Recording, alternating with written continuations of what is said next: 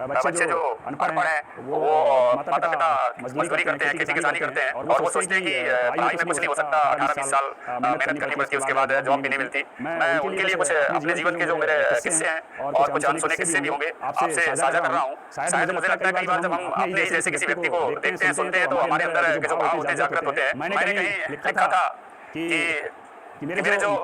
मेरे मुकद्दर में जो लिखा है, मेरे मुकद्दर में जो लिखा है वो तो पा ही जाऊंगा, और रब ने मुझे इंसान बनाया है, मैं नया मुकद्दर बनाऊंगा। मैं आपको अपने उस समूह ने ना किया होता गुमराह है, समूह ने ना किया होता गुमराह है, तो मैं भी होता किसी बेगम का बादशाह है। तो उस समय जब सोचता था कि यार बहुत 5 साल में एज भी हो गई थी, हमारे साथ वालों की शादी बंदी हो गई थी, गांव में हो जाती थी 21 साल में, तो बहुत से लोग शादी भी नहीं जा पाए थे। तो ये मैंने प्रयास किया, उन्होंने मुझे समझाया, और मैं आज उनके विचार थे कि ऐ गरीबी देख तेरा रूप टूट गया, ऐ गरीबी देख तेरा रूप टूट गया, तेरा मुंह काला हो गया, तू मेरी दहलीज पर बैठी रही और मेरा बेटा पुलिस वाला हो गया, मेरा बेटा पुलिस वाला हो गया।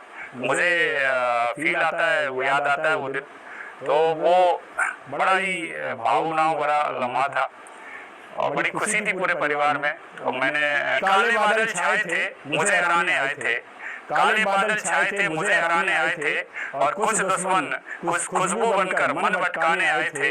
मेरे हुनर की तौहीन करी, नाकाबिल बताया मुझे, और मेरे सपनों को गुब्बारा समझकर सुई से डराया मुझे। और बढ़ती उम्र खाली जेब देख अपनों ने मुझसे मुंह मोड़ा, फिर भी मेरी जीत हुई क्योंकि मैंने गिरकर भी मैदान नहीं छोड़ा, मैंने गिरकर भी मैदान नहीं छोड़ा। नवंबर 2021 में मेरे आपको किस तरह से तैयार होगा, आप किस तरह से पढ़ना चाहिए, क्योंकि मायने ये नहीं कि आप कितने घंटे पढ़ रहे हो, मायने ये करता है कि आप कितना सीख रहे हो, क्योंकि सीखने की वैल्यू है। क्योंकि जो दिमाग में आपके रह जाएगा कल तक, परसों तक, कई दिनों तक जो आप भूल नहीं पाओ, वही असली ज्ञान है, वही आपकी सीख है। और पढ़ाई का फल वो है जो आपको सीख है, आपके दिमाग में बैठ चुका है। मैं 4 लाइन आपको बताता हूँ मैं कैसे पढ़ता था।